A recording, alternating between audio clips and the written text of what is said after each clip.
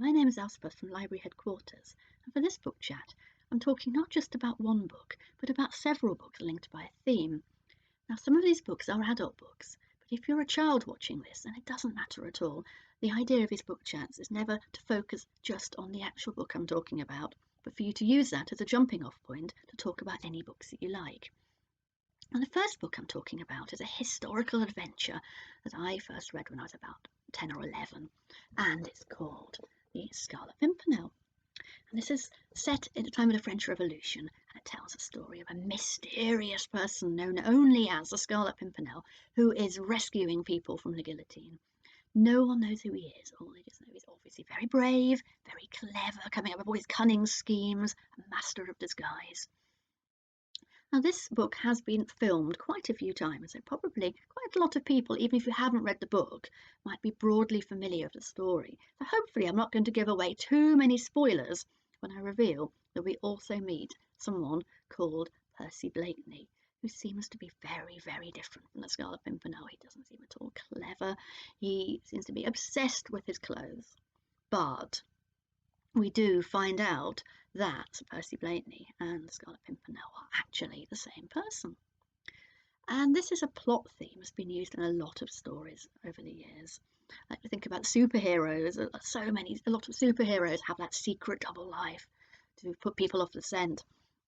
But I think when I read this when I was about 11, I had never read anything like that before, and I just thought it was great.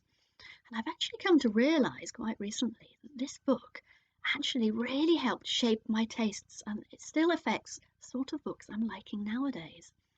So the first thing for you to think about and talk about is, can you think of a book that maybe changed your mind about something, a book that started you on a whole new interest, introduced you to a genre, something like that? But for me, say looking back, it was quite recently, I just suddenly realised that I have a lot of favourite books, but one thing a lot of them have in common is that the main character has quite a few of the same traits as the Scarlet Pimpernel. I do like very clever heroes who are very, very schemy and like 10 steps ahead of everyone else. I do like heroes with secrets, secret double lives, going undercover, having secret identities, that sort of thing.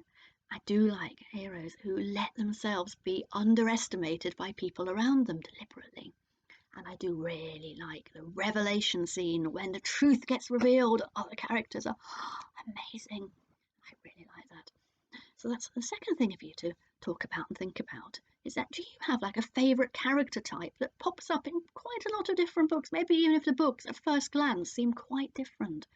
When you think about them, you think maybe they've got this plot device or this character type that is shared amongst them.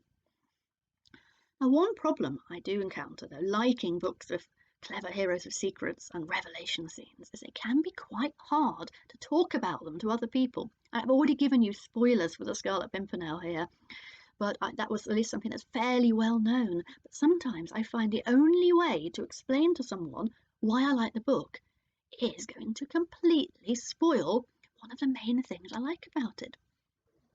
I'm going to talk a little bit now about another of my favourite series by Dorothy Dunnett, The Lymond Chronicles, and this is book one. Now, this is another historical novel, but it's very much an adult book this time, very challenging and long, not a light read, very, very good, but you do have to put in a lot of thought and a lot of time to this series. But the main character in that is also very clever, very schemy, 10 steps ahead of everyone else.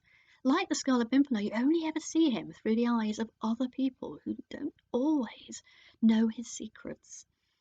And the trouble of that is, in this book, especially in the first book, a lot of the people you're hearing about who are telling you about him, not only do they not understand him, they actually don't like him. So they're telling us things that really make this character look dreadful. Now, he's not an easy character to like. He has got flaws, but he's nowhere near quite as bad as he seems in the first book. So I do know some people who have completely given up on this book because they thought, I can't read about such a horrible character. And it's hard. I don't want to say too much. I don't want to give things away, but you want to sort of gently encourage them and say, well, it might not be quite the way it seems. The next book I'm talking about, I'm not even going to show you what this book is. I will reveal it after the end. So if you don't want spoilers, I will tell you when to stop listening. But this is a fantasy book that is told in the first person by a character who's telling his adventures. And I read it and I thought, this is okay, quite pleasant. Then you get to the end and you realise all along he's had this whole secret agenda and nothing has been quite as it seems.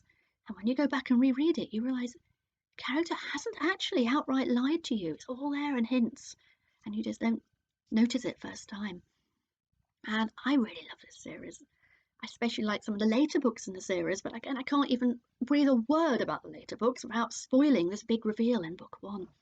And I'd love to be able to recommend this book to loads of people, but you can't even say, read this, it's got a twist, because then people are warned about it, and that in itself is a spoiler. So the next thing for you to talk about then is, do you have a book? Maybe a book that you really want to recommend, but you just don't know how to do it, because the only way to recommend it is going to spoil it. So that is kind of the end now. So if you don't want any spoilers for any books, so bye-bye now. But for those of you who are sticking along, I will quickly reveal the book I'm talking about. Probably hardly anyone listening to this has actually heard of it, because this book is published mostly in America. I think the first book was published in the UK, but the rest of the series hasn't. And it's called The Thief. And it's published actually as a teenage book, the first one, although I think the rest of the series is a lot of the fans are adult. But if you can get your hand on that series, it is, and you like fantasy and you like characters with secrets, it is really, really good. So that really is goodbye now. So bye bye.